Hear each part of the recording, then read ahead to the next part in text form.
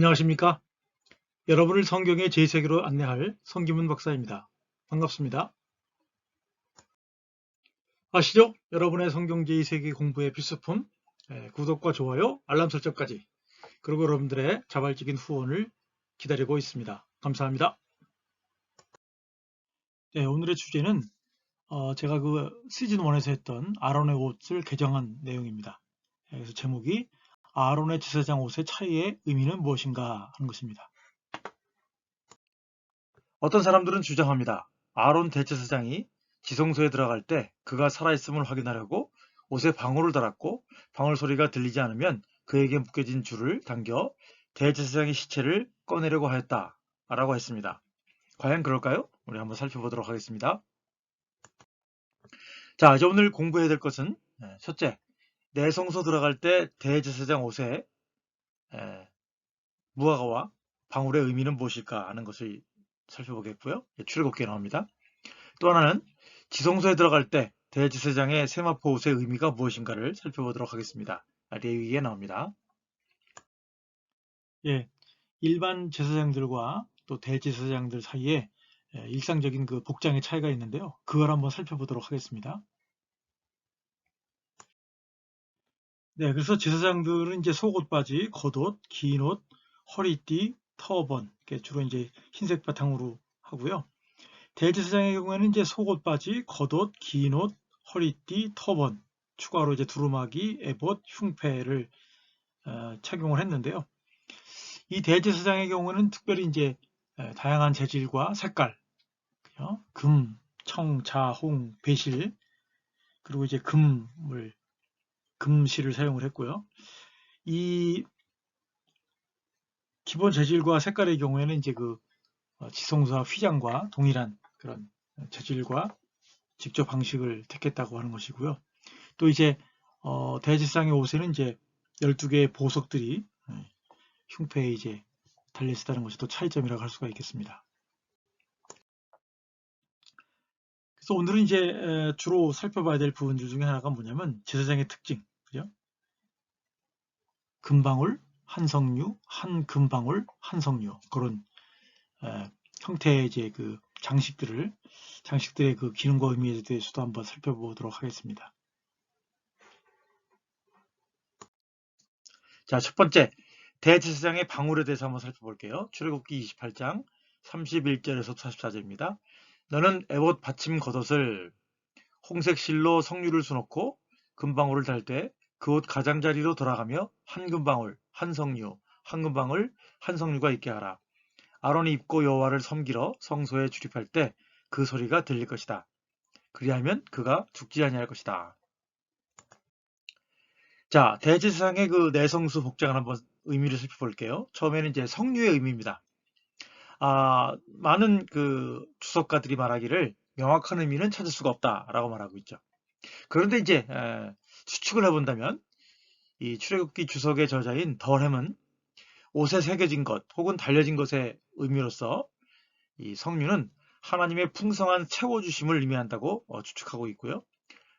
또 다른 출애굽기 주석가 하우트만은 이스라엘 사람들도 석류의 냄새를 좋아하듯이 하나님의 주의를 끌기 위한 그런 향기로운 그런 냄새를 풍기는 것을 상징한다고 생각하고 있습니다.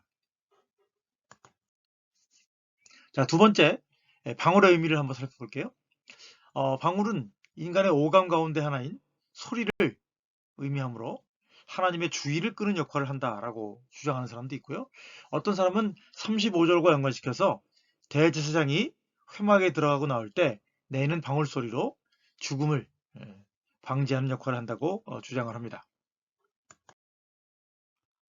예, 복장 불량이 큰 범죄였다고 하는 것이 여기서 강조하는 바입니다. 물론 이제 방울 소리가 들리면 그 제사장이 살아있다, 살아있지 않았다고 하는 것을 이제 확인할 수 있는 것이긴 했지만 방울 소리 자체가 어떤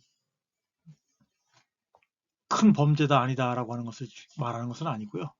그래서 결과적으로 이제 복장 불량 자체가 제사장에 대한 심판의 죽음의 원인이 될 수 있다라고 얘기를 하고 있습니다. 그래서 출애굽기 28장 35절에 보면 그리하면 그가 죽지 아니할 것이다.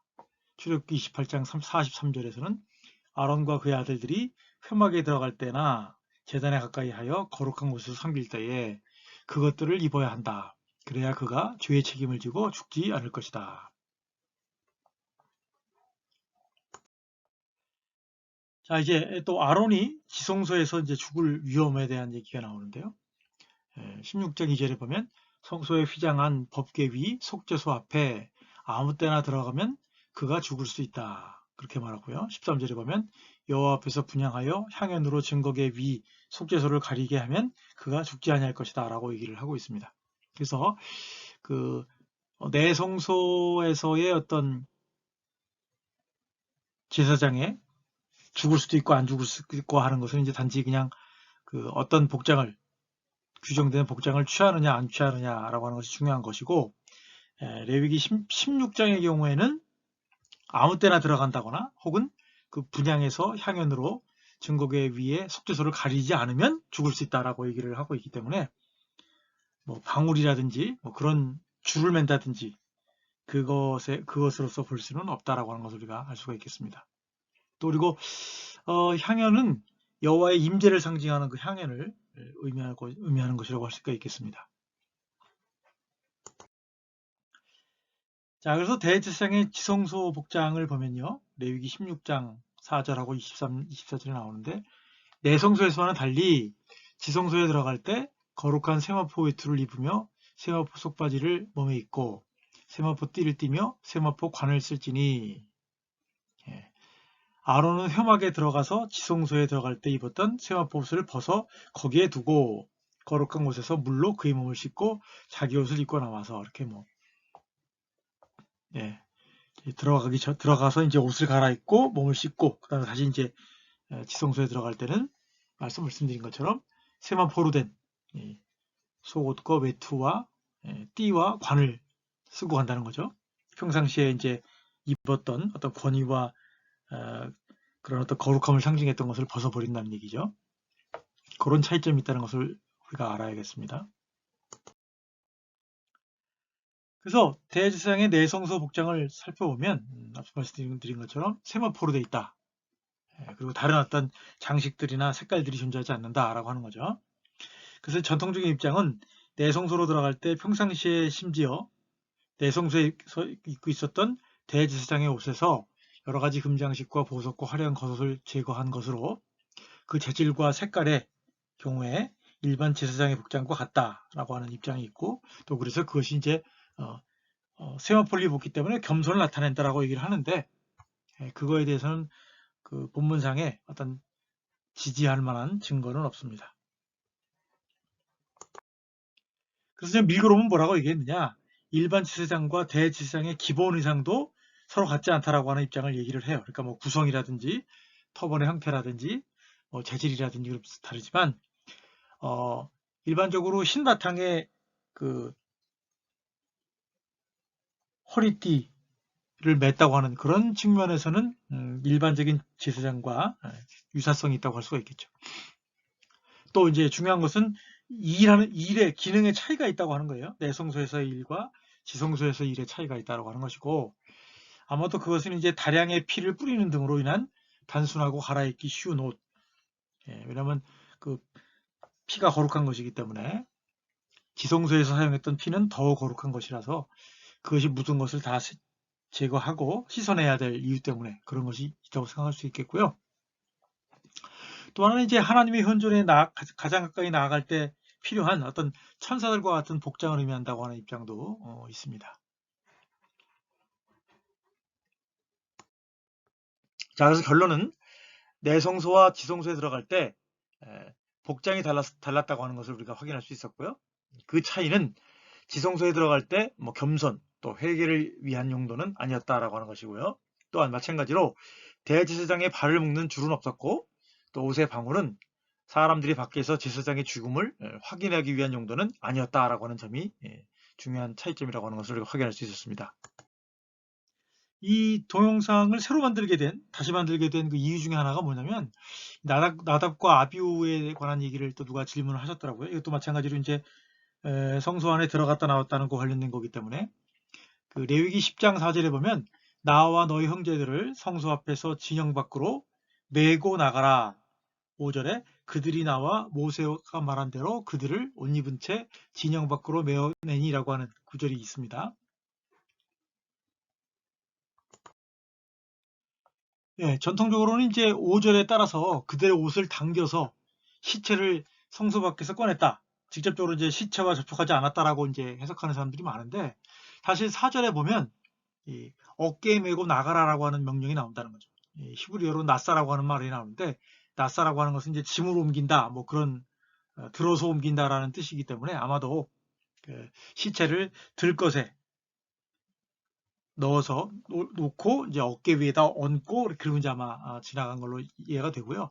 또 5절에 보면 이제 제사장의 옷을 입은 채로, 다시 말하면 이제 죽은 사람의 옷을 벗겨서 내보내라는 것이 아니라는 식으로 이제 이해를 하고 있기 때문에 죽은 제사장의 옷을 당겨서 옮겼다라고 하는 것은 본문을 잘못 읽은 결과가 아닌가 생각이 들고요. 또 여기에는 앞서 말씀드린 것처럼 뭐 제사장 발에 묶은 줄에 대한 얘기나 무슨 뭐 그 방울에 대한 얘기도 없기 때문에 앞서 제가 말씀드린 것처럼 그 내성소에 들어갔을 때는 당연히 성경 본문에 나오니까 장식이라든지 뭐 그 종에 대한 얘기는 있지만 지성소에 들어갔을 때라든지 흔히는 뭐 그 죽은 나닥과 아비후를 꺼내서 옮길 때에서 관련된 여러 가지 그 주장들의 경우에는 본문이 말하는 증거가 없다라고 하는 점을 다시 한번 확인해 드립니다. 자, 참고문헌을 말씀드리는데요. 혹시 저희 방송을 보시고 들으시고 또 더 공부하시고 싶으신 분들을 위해서 참고문헌을 여기 기록했습니다.